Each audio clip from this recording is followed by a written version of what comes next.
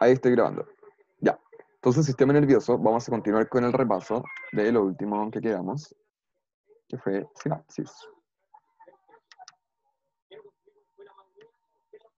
Mm,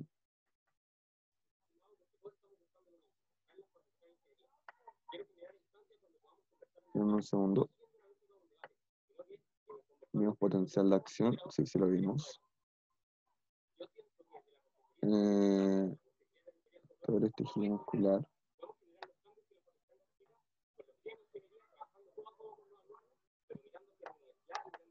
Vemos, estoy buscando lo de sinapsis.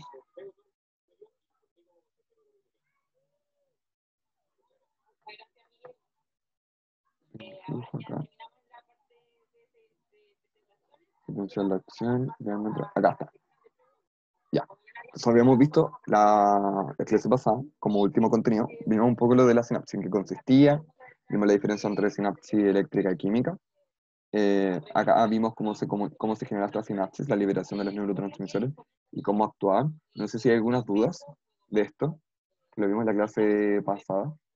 Si no hay dudas de sinapsis, de tejido nervioso en general, podemos avanzar a la, ¿cómo se dice? A la siguiente etapa, un poco en este contenido del sistema nervioso.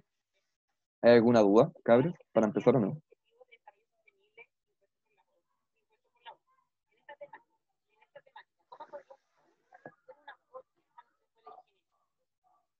¿No? ¿Cabros? ¿Alguien que me diga? ¿Hay alguna duda? ¿No? Ya, ya vence. Entonces, ya. Tu.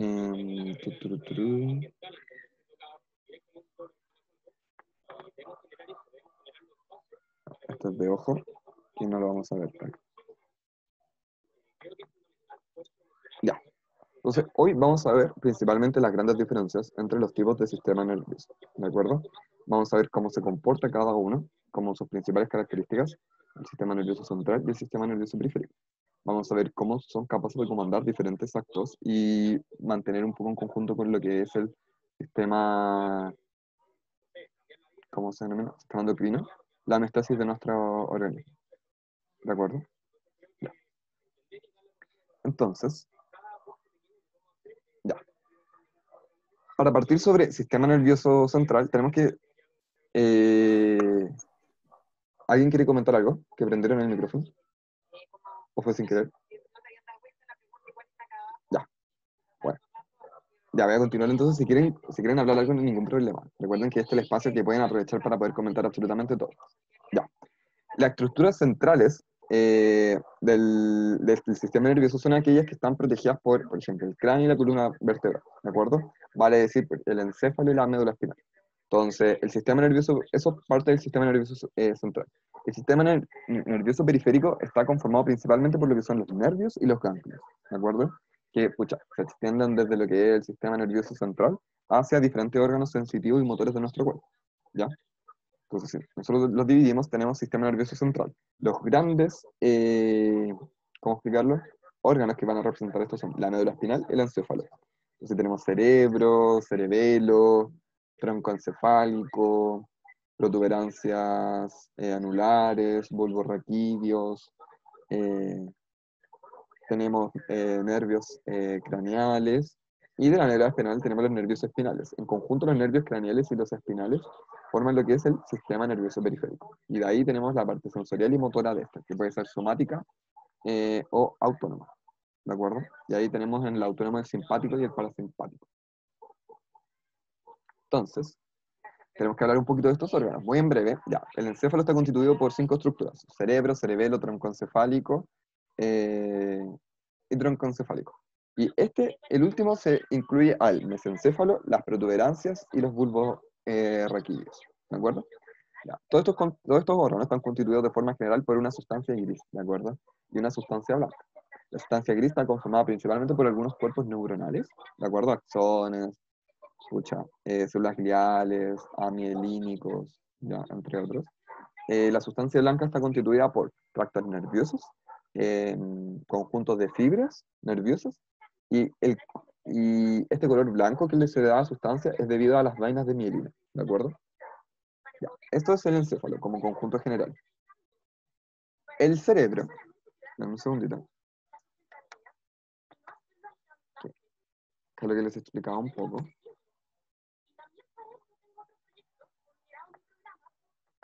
Ya, sistema nervioso central. Ya, esto es lo que les explicaba. Ya, cerebro, como tal. El cerebro es el órgano principal y más grande del encéfalo, ¿de acuerdo? Está constituido por dos hemisferios, ¿ya? Uno derecho y otro izquierdo, el tálamo y el hipotálamo, ¿ya? La superficie general del cerebro y la corteza cerebral están conformados por una gran cantidad de sustancia gris, ¿de acuerdo? Esta se encuentra de forma como dispersada, ¿de acuerdo? Formando como una fisura o pliegues, ¿de acuerdo? Esa sustancia forma unos pliegues en esta estructura. Y algunos que son profundos, otros más superficiales, y esto es lo que nosotros denominamos los surcos cerebrales, ¿ya? Estas principales surcos o fisuras son de dos tipos, una es longitudinal y otra es interhemisférica, ¿de acuerdo? Interhemisférica, que esto lo que permite es originar dos hemisferios cerebrales, ¿de acuerdo? Entonces, este surco, pues, origina estos dos hemisferios, y ese surco se denomina longitudinal o interhemisférico, ¿de acuerdo? Ya.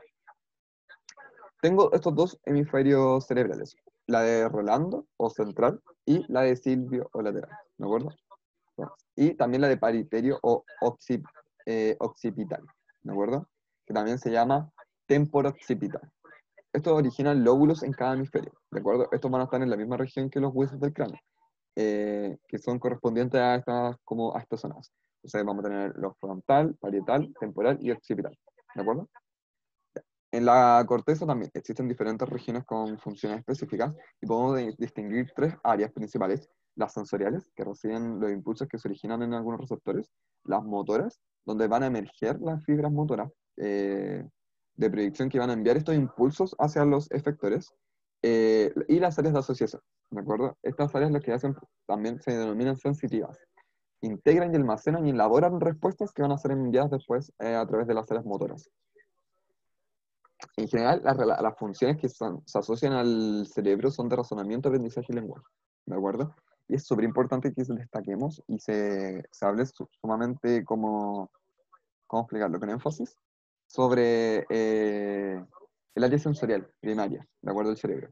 Ya, esta área sensorial primaria o somestática, somestésica, eso, somestésica o somatosensitiva, se encuentra hacia atrás de la hendidura, la fisura de Rolando, ¿de acuerdo? Ya. Pregunta A.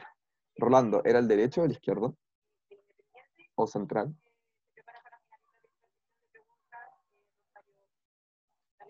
Cabres.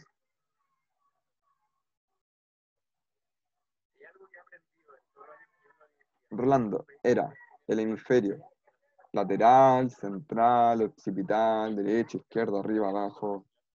¿Cuál era Rolando?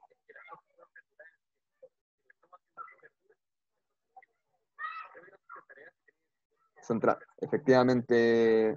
Ay, ¿quién lo respondió? A mí, excelente. Es central. Así que, así, mucho ojito. Me gusta que estén ahí bien atentos. Ya. Entonces, esta área sensorial primaria se encuentra hacia atrás de la fisura de Rolando, o están como, ¿cómo explicarlo? O estos surcos, ¿ya? En el lóbulo parietal, y recibe los impulsos provenientes de los receptores, ¿de acuerdo? Cutáneos, de tacto, dolor, presión, calor y frío. Entonces, ¿dónde nosotros vamos a encontrar estos impulsos que provienen del tacto, dolor, presión, calor y frío? En la zona sensorial primaria o somestésica de la fisura de Rolando, ¿de acuerdo? Ya. Además de todo esto, el cerebro igual se conforma de una sustancia blanca de ubicación central, ¿de acuerdo? Donde se encuentran algunas estructuras de sustancia gris subcorticales. ¿Hay alguna duda hasta ahora? ¿Cabres? ¿Cómo vamos?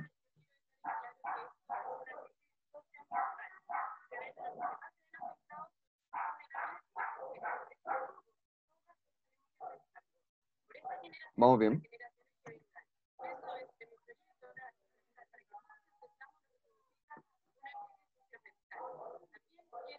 Ahora para ver un poco los lóbulos del cerebro.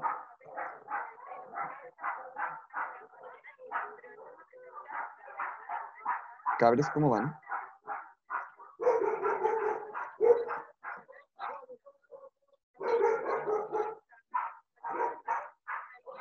Cabres, alguien. Dice que están cansados. Pero por último, sí, profe, todo bien. Ya, buenísimo. Ya.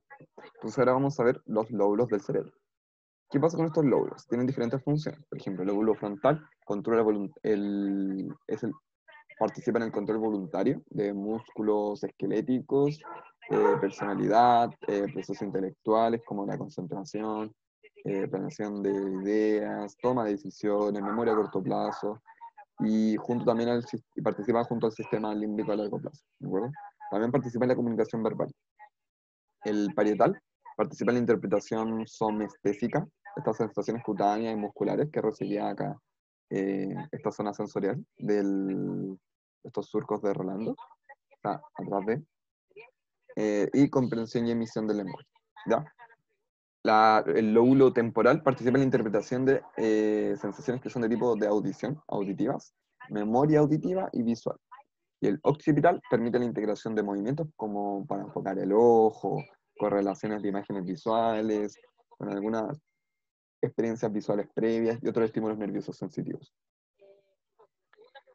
Y aunque en general tenemos que esta gran mayoría de la sustancia gris cerebral la encontramos como en la región de la corteza, existen varias zonas de sustancia gris que están sumergidas en las profundidades de la sustancia blanca hemisférica, ¿de acuerdo?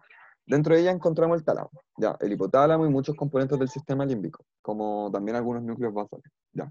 Estos últimos van a corresponder principalmente a conjuntos de neuronas de tipo motor que tienen como principal función regular los movimientos automáticos, ¿de acuerdo? Como por ejemplo reflejos, postulares, mímica emocional, lesión de algunos núcleos, causar alteración en los movimientos, etc.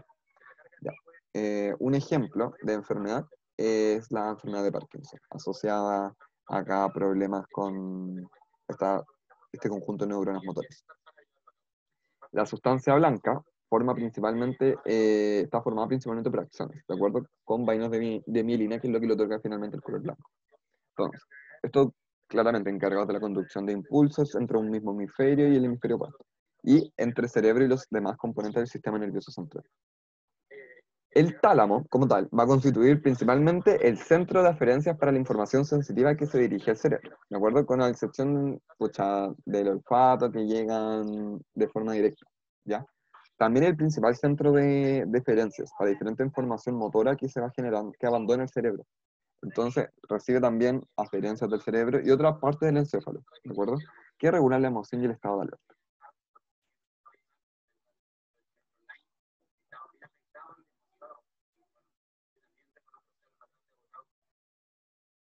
¿Cabres? ¿Cómo van?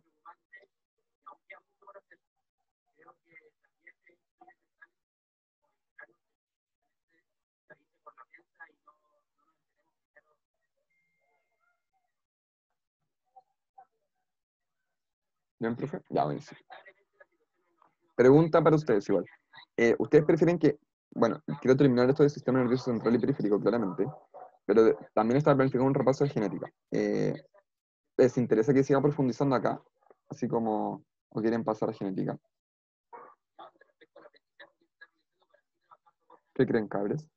¿O creen que es necesario? O sea, yo voy a terminar esto, pero lo puedo terminar más rápido, o podemos seguir profundizando igual en hartas cosas. Ya. A Andrea le interesa que siga acá. Ya, buenísimo. Si igual son cosas importantes. Entonces, vamos a continuar. Ya. Otra estructura súper importante, ya, vimos entonces los lóbulos, es el cerebelo, ¿de acuerdo? Ya. Para hablar sobre el cerebelo, tenemos que conocer diferentes estructuras, ya, y vamos a partir diciendo, el cerebelo es, a ver, ¿cómo explicarlo? En el cerebelo, lo que ocurre es que la sustancia gris se encuentra en la periferia, ¿de acuerdo? Y la blanca en el centro, al igual que el cerebro, es como un mini cerebro, ¿de acuerdo? Estructuralmente. Su función principal va a estar asociada a coordinación de algunos movimientos voluntarios con respecto a la fuerza, dirección, velocidad, en relación, por ejemplo, al equilibrio en la postura, ¿cachai? motricidad fina, entre otros. De esta manera, aunque el cerebelo no da origen a respuestas motoras somáticas como tal, determina que estas sean suaves y coordinadas. Es como tiene una función principalmente coordinadora dentro de esto, ¿de acuerdo? Un daño, por ejemplo, al nivel del cerebelo podría generar un cuadro de ataxia, en donde ahí el individuo o la individue no coordina los movimientos voluntarios, ejecutándolos de forma torpe, porque no hay una correcta coordinación. O sea, estáis ejecutando la función motora, pero no estáis coordinando que se desarrolle de forma óptima. Entonces, eso es semejante como un niño aprendiendo a caminar, una niña aprendiendo a caminar. Eso con cerebelo. Ya. Y encéfalo. A ver, ¿cómo parte? Y encéfalo. Dame un segundo, cabros, que...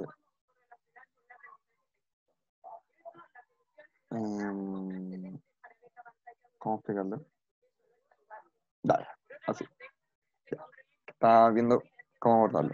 Ya, el encéfalo efectivamente ya es esta estructura que se encuentra en la parte central del cerebro y está formado por hipotálamo, epitálamo y tálamo. ¿Ya? Ya conocimos un poco en qué consistía el tálamo. Necesitamos ahora conocer un poco sobre el hipotálamo, que igual lo conocemos un poquito por sistema endocrino. Constituye una de las ya, el hipotálamo es una región del encéfalo más importante respecto a la regulación homeostática, ¿de acuerdo? Se considera como un centro neuroendocrino, porque ahí se integra con el sistema endocrino regulando la secreción de la hipófisis, que es la principal glándula endocrina del sistema, ¿de acuerdo?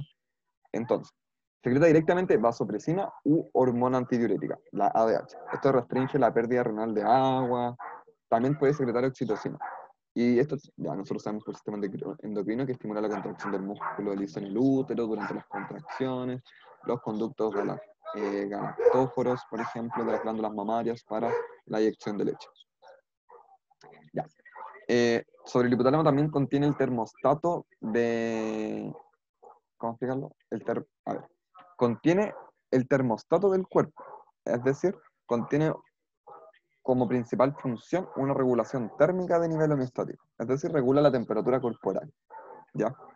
Es como centros para regular el hambre y la sed, de alguna forma. Entonces, asimismo, podéis desempeñar un papel súper importante en el comportamiento sexual, el apareamiento y el placer gracias a un óptimo funcionamiento del hipotálamo. ¿De acuerdo? Y, bueno, tenemos hipotálamo, epitálamo y tálamo. Bueno, tálamo lo voy a muy en breve de nuevo, recordar que está el centro de referencias para la información sensitiva que se dirige al cerebro, que todo lo que la información motora que abandona el cerebro llega directamente ahí. Entonces, llega la referencia del cerebro, otras partes del encéfalo, que regulan la emoción y estados de alerta, ¿de acuerdo? Etcétera. Entonces, es un centro, finalmente, por donde pasan estas señales. ¿Ya? Eso, vamos a continuar. Acá. Ya. El sistema límbico. Como principal función va a estar asociada directamente a lo que es comprender comprende estructuras del cerebro, claramente. Son zonas del cerebro, como la corteza primitiva, gran parte del hipotálamo, conforman este sistema límbico, y y participan principalmente en la elaboración de respuestas emocionales e instintivas, ¿de acuerdo? Primarias, como conductas sexuales, el temor, la ira, fijar sentimientos, eh, en respecto, por ejemplo, con sensaciones de supervivencia, ¿cachai? Entre esas cosas. Entonces, junto al lóbulo frontal, se radica la consolidación de esta memoria a largo, radica la memoria, se consolida esta memoria a largo plazo donde participa este sistema límbico. Otra característica es que no posee grandes conexiones entre él y la corteza cerebral, ¿de acuerdo? Son poquitas. Entonces, en ese sentido como que la corteza cerebral cabalga sobre el sistema límbico como un jinete sobre un caballo sin riendas, como literal está ahí, pero en cualquier momento se puede caer, claramente, pero obviamente no se cae. Entonces, por eso es que la emoción no puede iniciarse o suprimirse a voluntad, ¿de acuerdo? Como que yo no elijo emocionarme, yo no elijo dejar de emocionarme. Es una cuestión involuntaria, instintiva. Pero las actividades, por ejemplo, corticales de esta región, como el sistema límbico, modulan las conductas emocionales para que se puedan desarrollar, ¿de acuerdo? Como es diferente modular a general. ¿Cabros van entendiendo? Ojalá que sí.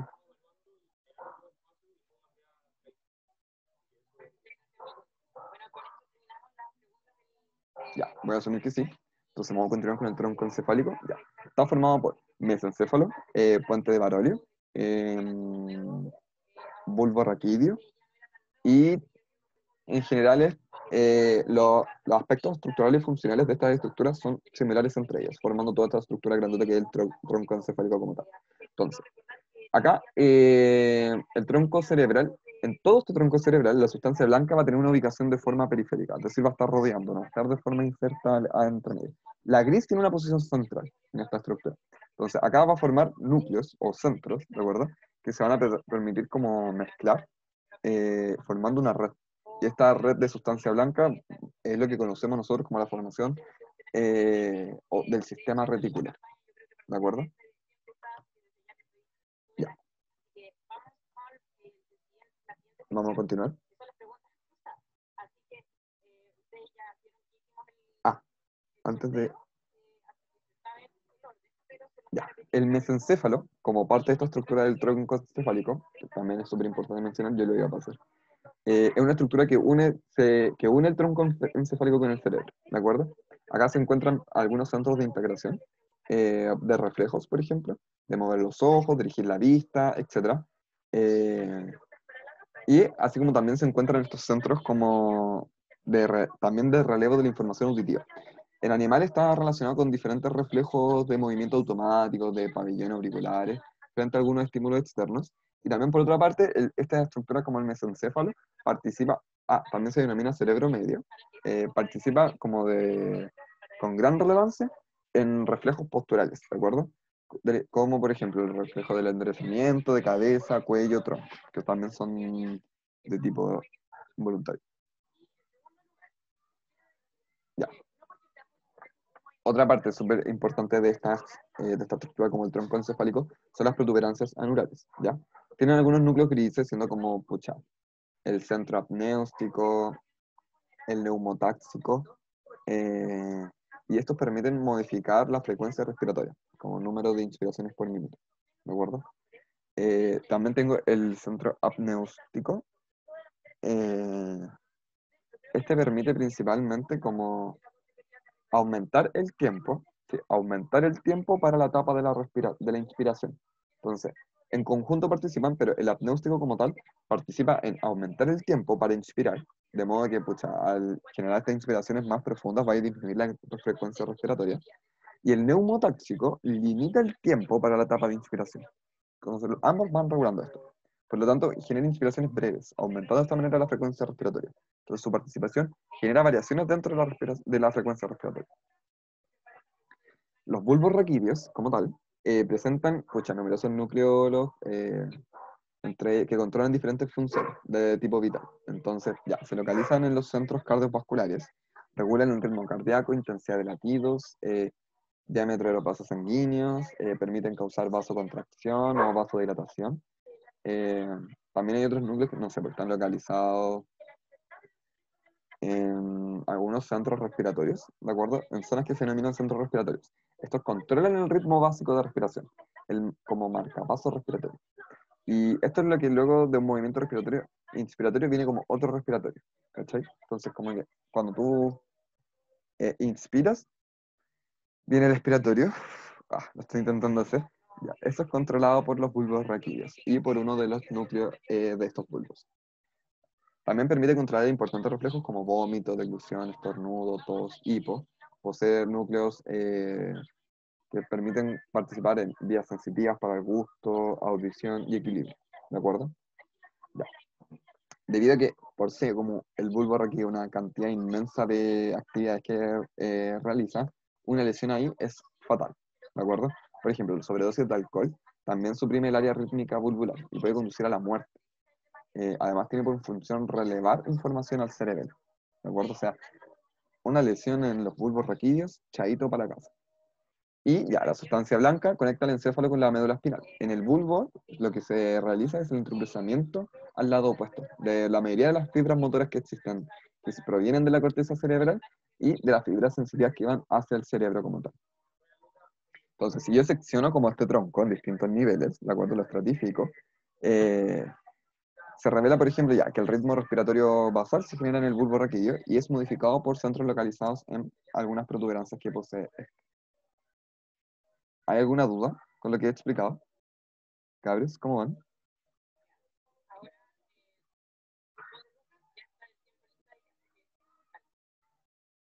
Mucha información.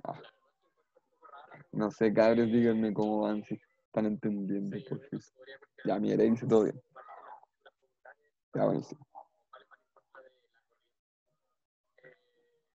Entonces, vamos a continuar. Ya, médula espinal. En el humano, en general, la médula espinal tiene una estructura casi cilíndrica, ¿de acuerdo? Tiene una longitud de 40 a 45 centímetros, súper larga, y un grosor de 0,6 centímetros. Se encuentra en un canal medular de la columna vertebral y la posición de la sustancia blanca en esta estructura también es de tipo periférico. La sustancia gris es central también. Y se originan como 31 pares de nervios aproximadamente raquídeos o espinales. ¿De acuerdo? Ya. Ahora vamos a hablar un poquito en profundo sobre estas sustancias.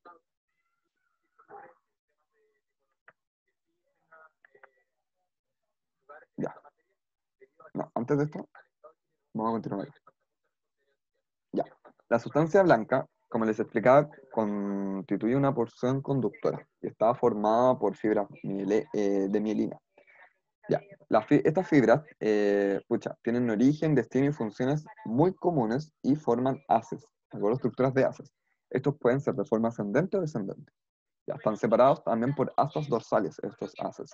Y también están separados por ventrales de sustancia gris, ¿de acuerdo? Estas separaciones ocurren en regiones denominadas cordones posteriores o dorsales, también, que también se denominan laterales y anteriores o ventrales. Como que, pucha, es una cantidad de separaciones que podemos encontrar dentro de la médula espinal. Entonces, eso pudo haber quedado un poquito explicado raro, así que lo voy a explicar de nuevo. Ya. La sustancia blanca es una porción conductora, ¿de acuerdo? Formada por fibras de mielina. Entonces, forman haces, pueden estar de forma ascendente o descendente, hacia arriba o hacia abajo, por ejemplo. Ya, se separan por asas dorsales y ventrales de la sustancia gris, ¿ya? En regiones que se denominan cordones posteriores o dorsales, ¿ya? Tengo esos cordones posteriores o dorsales, tengo cordones laterales y cordones anteriores o ventrales, ¿de acuerdo? Ventral es lo mismo que anterior, ¿cachai? Como que está antes, como en la parte frontal.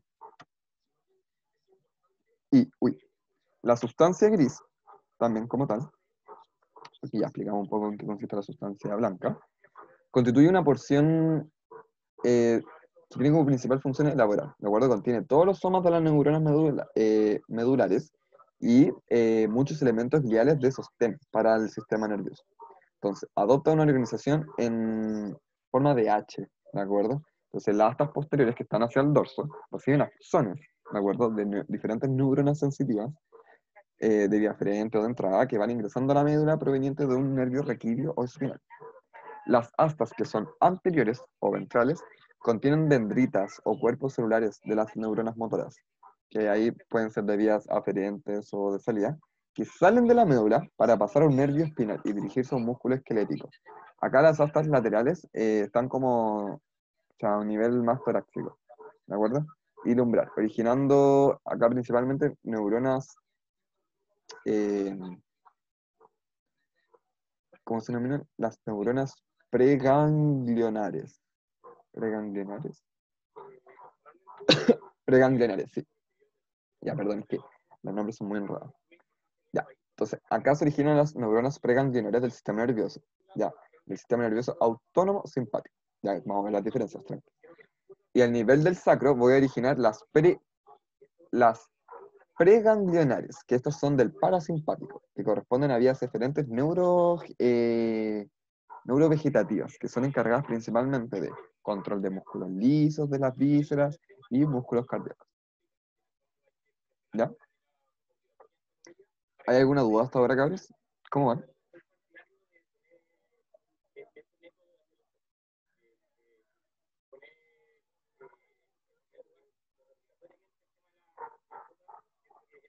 ¿Cómo van, cabres? ¿Todo bien? ¿Tan poderosos con biología? Pueden hacer uso de todo este contenido ahora para decir, le voy a dañar los bulbos raquídeos a la persona que me cae mal. Una otra. No, no lo hagan jamás. Pero es súper interesante saber todo este tipo de cosas y cómo algunas sustancias pueden afectar directamente en el funcionamiento de algunos sectores de nuestro sistema nervioso central, que es tan importante.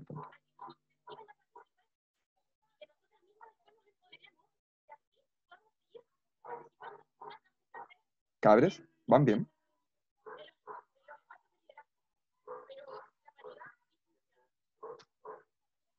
Ya, Francisca dice, bien. ¿No quieren que repita alguna cuestión que dije? ¿Algo en que se perdieron?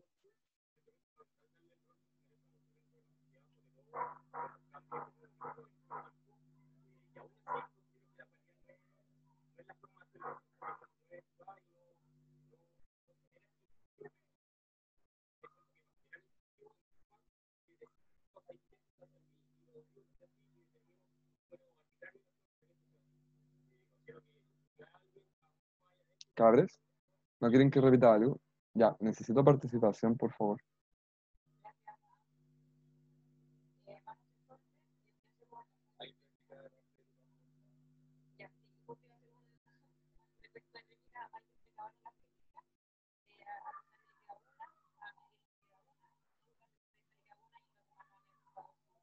Al final de Volvo Raquídeo.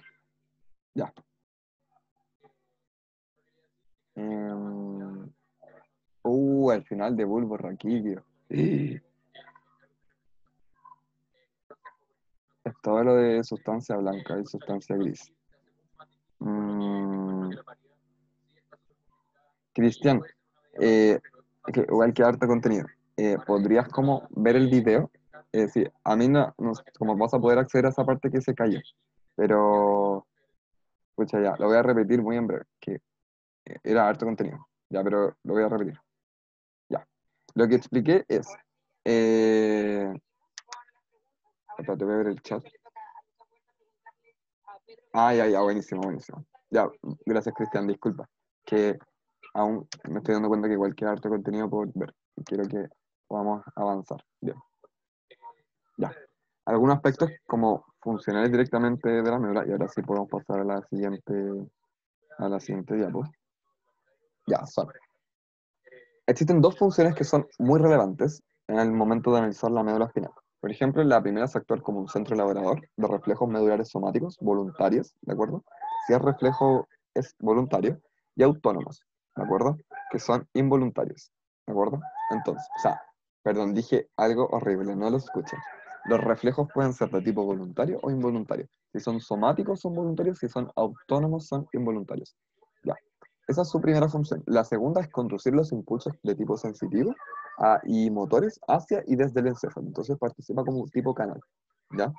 Entonces participa en esta conducción de los impulsos para movimientos voluntarios y reflejos y para percepciones de tipo sensorial. El tipo de conducta más sencilla es el reflejo, ¿de acuerdo? Es como el que más se repite en tipo de proporcional, por si lo vemos de alguna forma. Esta es un tipo de respuesta muscular rápida, involuntaria, que se desarrolla ante situaciones de riesgo, ¿de acuerdo? Entonces, en vertebrados muchos reflejos son generados, mm, no sé, a ver, estoy pensando en situaciones. Ya. Por ejemplo, en vertebrados lo que pasa es que algunos reflejos se generan a nivel de médula espinal y neuronas periféricas sin intervención del cerebro, frente a alguna conducta de riesgo, por ejemplo, una amenaza, como por, por conductas de evolución y especie, existen organismos que amenazan a otros. Y esta amenaza implica una situación de riesgo. Y acá nosotros vamos a ver una respuesta elaborada de tipo reflejo, que responde a esta amenaza, a este miedo. ¿De acuerdo? Pero es que es de tipo instintivo, es involuntario. Ya. A cada reflejo le va a corresponder un arco reflejo, ¿de acuerdo? Un circuito principalmente son circuitos estructuras formados por un órgano sensitivo, una vía aferente, un centro de integración, una vía eferente, un efector, y todos están conectados mediante sinapsis, los cuales permiten esta acción reflejo, ¿de acuerdo? Entonces, En general, pucha, la mayoría de los arcos reflejos son complejos, como que ya mencionando la estructura nos damos cuenta que son súper difíciles de analizar, considerando principalmente, pucha, que hay reflejos retirados, en el cual, no sé, pues tengo este circuito neuronal que consta de tres tipos de neuronas, va a conducir una respuesta a un estímulo, y analizar todo ese transcurso es de gran complejidad, ¿de acuerdo? Entonces, supongamos, no sé, pues que accidentalmente tu mano tocó una superficie muy caliente. De manera instantánea, lo que vaya a hacer, o también puede ser un poco consciente, vaya a retirar la mano, porque sabéis que está haciendo daño. Entonces, al instante del contacto con tu mano, con la zona caliente, las neuronas sensoriales lo que hacen es transmitir un mensaje de receptores de dolor a la médula espinal. Ya, dentro de la médula, lo que pasa es que las neuronas sensoriales van a transmitir la señal a interneuronas. Las interneuronas lo que hacen es integrar esta información y enviar señales eferentes, que son de tipo motor. Idóneas, ¿de acuerdo? O sea, es lo que idealmente se debería hacer, que conducen la información a un grupo de músculos y los músculos van a responder contrayéndose, agitando la mano lejos de esta zona caliente, ¿de acuerdo? O sea, esa es la idea, como ese sería un transcurso correcto de la información enviada por ese contacto. Ya. En general, pucha, muchas neuronas en realidad, muchas neuronas en nervios sensoriales de asociación y de tipo motor van a participar en este arco reflejo o acto reflejo. Perdón. ¿Y qué más? Hay algunos axones de algunas neuronas que son pucha, de tipo sensorial, que pasan a través de la materia gris y conectan directamente neuronas de tipo motor que en, se ubican en astas interiores de la médula espinal. ¿De acuerdo? Que ahí se denomina lo que se denomina esta región como reflejo monosináptico. O sea, eso es lo que se realiza en esta región. Ya, entonces se puede conectar directamente con estas neuronas motoras o lo hacen a través de interneuronas. ¿De acuerdo? Que ahí es de tipo, como pasa el mensaje es de tipo polisináptico, ¿de acuerdo? Dependiendo claramente del número de interneuronas que participan. Si son tres trisinápticos, si son más de cuatro polisinápticos. Pues acá pueden sinaptar a su vez con neuronas de la asta anterior, en el mismo nivel, y pasar a, pucha, a niveles medulares inferiores, superiores o al cerebro. ¿Hay alguna duda, cabros, con lo que he hablado todo este rato?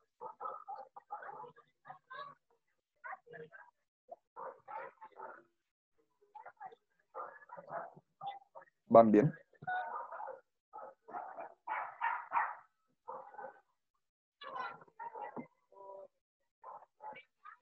¿Cabres?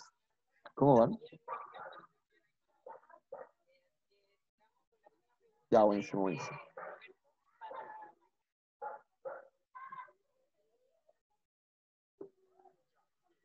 Ya. Entonces, ay, no se me cambió. No, ya. Acá venía finalizando el repaso. Voy a, ¿cómo se dice? Algo último sobre médula espinal es la, la función conductora de la médula espinal se realiza en la materia blanca, ¿ya? Este se encuentra alrededor de la materia gris y esta consta de axones con mielina, obvio, dispuestos en haces denominados tractos, ¿de acuerdo? O vías que conducen los impulsos por la médula hasta el cerebro, ¿ya? Estas vías son sensitivas o ascendentes. Y desde el cerebro hasta la médula, que esas son las motoras o descendentes. Siempre incluye como de las vías sensitivas motoras, al lado opuesto, ya sea al nivel de la médula, del tronco encefálico. Y por eso una lesión cerebral del lado derecho afecta al lado opuesto del cuerpo, ¿de acuerdo? Porque es una relación de forma opuesta.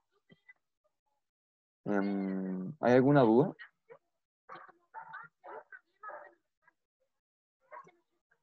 Hasta ahora del sistema nervioso central, ahora para pasar a ver el periférico.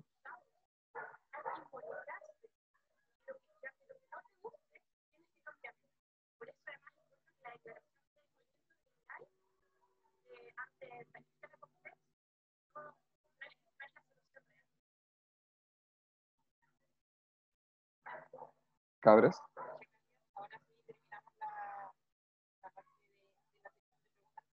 Ya, sigamos.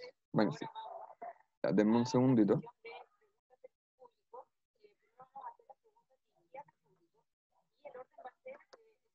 Un segundito.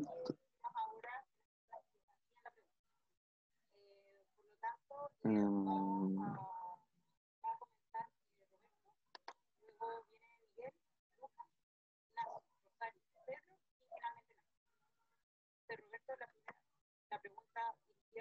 un segundito, cabres, que estoy buscando, que no me sale el sistema nervioso. O sea, se los puedo explicar, pero prefiero que haya imágenes.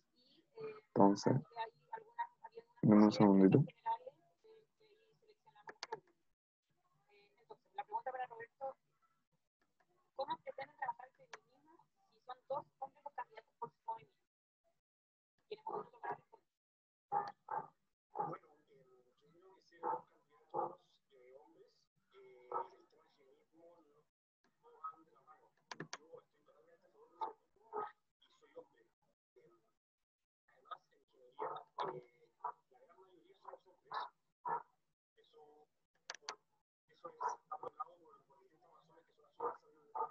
Pero mientras si tienen dudas, vayan a sembrar, pero que pensé que continuaba ahora lo de... Se me había olvidado, cabres. Sorry. Pero del sistema nervioso periférico, que es lo último que me queda. Si no lo explico así no.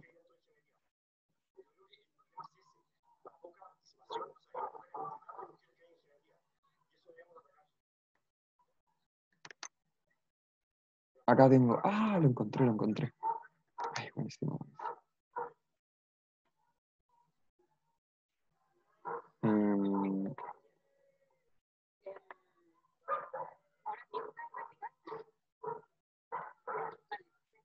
ya, entonces voy a dejar de compartir. Mm, ahora les voy a compartir otra cosa. Espera.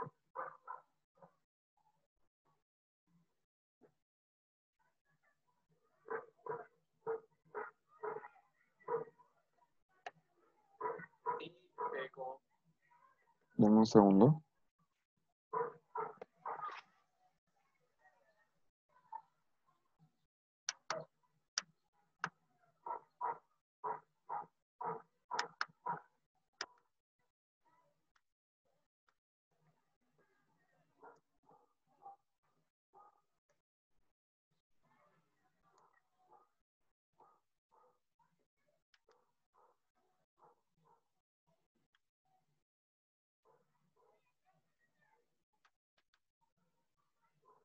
Ya, ahora sí. El sistema nervioso periférico. Compartir. Ya, ¿lo ven o no? Cabres.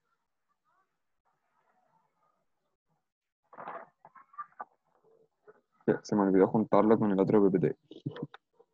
Sí, ya, buenísimo, buenísimo.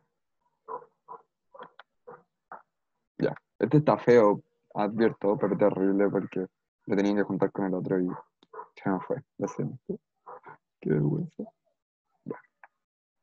Entonces, el sistema nervioso periférico como tal está formado por conjuntos de fibras nerviosas llamadas nervios o conjuntos de somas neuronales, ¿de acuerdo? Que son los ganglios, que nosotros ya lo vimos como tejido nervioso como tal. Ya está constituido por 31 pares de nervios raquídeos o espinales y 12 pares de nervios craneales o craneanos, ¿de acuerdo? Ya, los raquídeos espinales son mixtos, es decir, sensitivo y motor, ¿de acuerdo? Y nacen de distintas porciones de la médula espinal, en donde se insertan a través de dos tipos de raíces. La dorsal, que esa lleva las fibras sensitivas y posee ganglios espinales para los somas de las neuronas sensitivas, y la otra raíz es la ventral. Esta es la que lleva las fibras motoras. Ya. Esto con nervios raquídeos o espinales. Los que son craneanos pueden ser sensitivos, motores o mixtos. No son todos mixtos. En los raquídeos sí o sí son todos mixtos. Entonces, Em, acá viene una tablita con una clasificación súper importante sobre la sensación cuando son sensoriales, motores o mixtos. Ya, las principales funciones, por ejemplo, llevar funciones de órganos esteroceptivos especiales al encéfalo, control de músculos aculomotores extrínsecos, control motor voluntario sobre grandes músculos superficiales de la espalda, control de músculos de la lengua, Y los MITs acá es como llevar información social al gusto y comandos motores voluntarios o involuntarios. ¿De acuerdo? Hasta ahora, ¿hay alguna duda? ¿Me cuentan qué tal? Ya. El sistema nervioso periférico, la pueden mandar por chat, por audio, recuerden, reúne en general todas aquellas fibras sensoriales que conducen la información desde receptores a los centros elaboradores, constituyendo las vías aferentes y las fibras motores. ¿De acuerdo?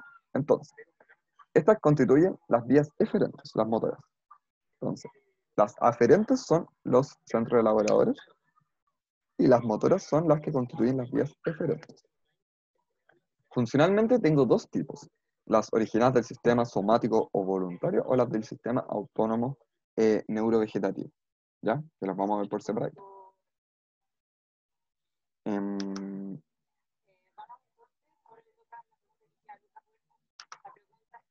ya.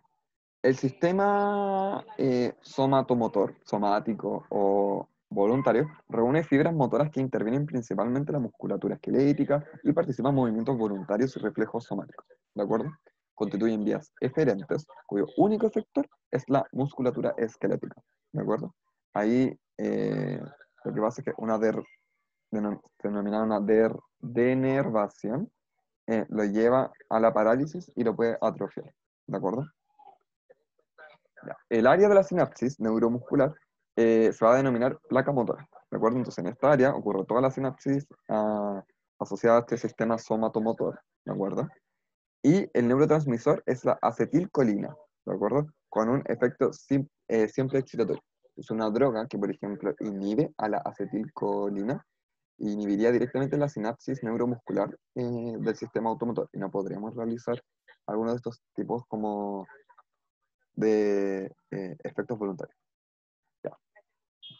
La fibra del sistema somatomotor que alcanza al efector está llena de mielina, ¿ya? Y el rol del sistema somatomotor es ajustar al organismo al medio externo y su inhibición es de tipo central, ¿de acuerdo?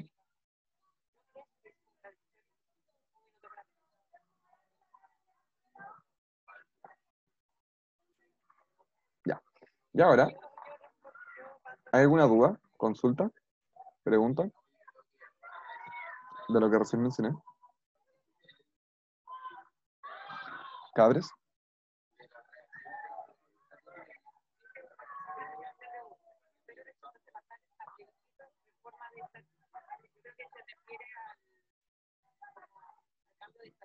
¿Cabres? ¿Van bien?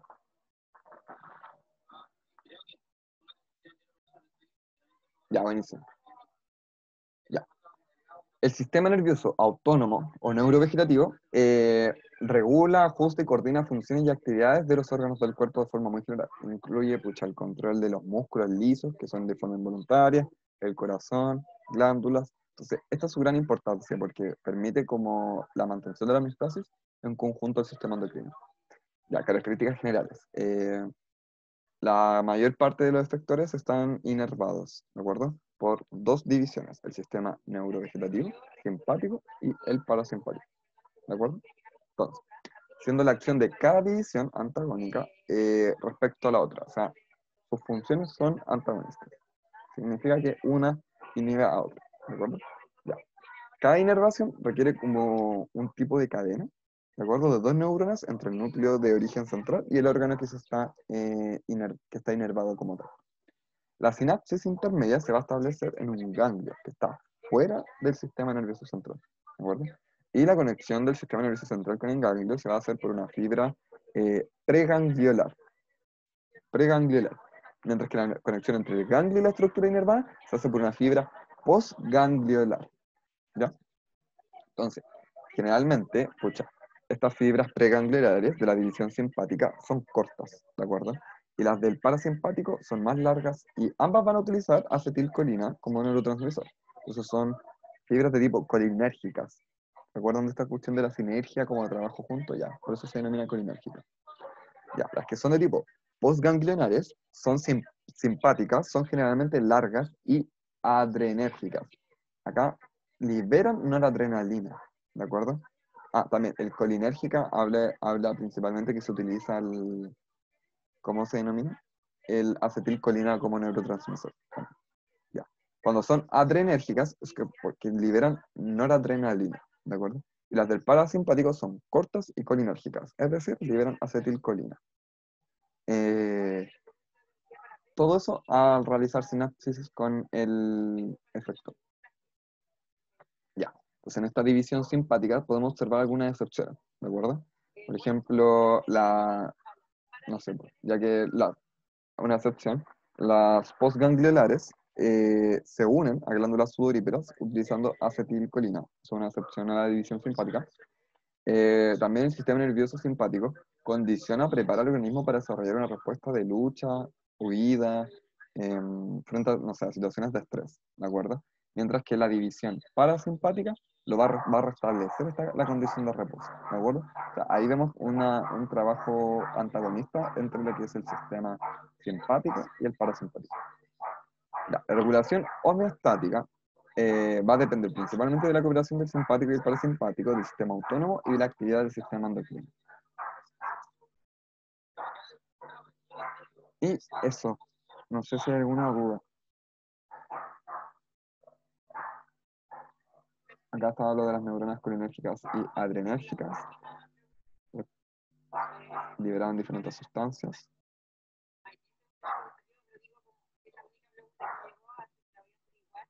¿Hay alguna duda? Consulta, pregunta, hasta ahí llega el repaso. Ahí ya vimos todo.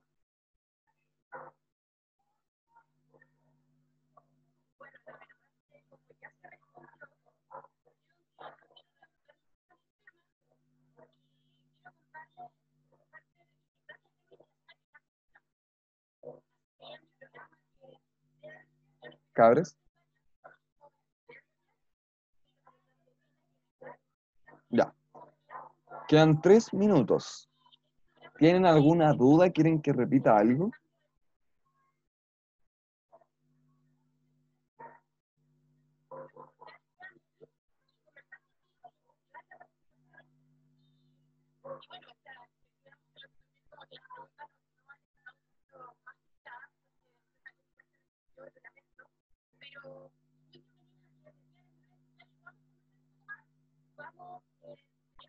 ¿Cabres?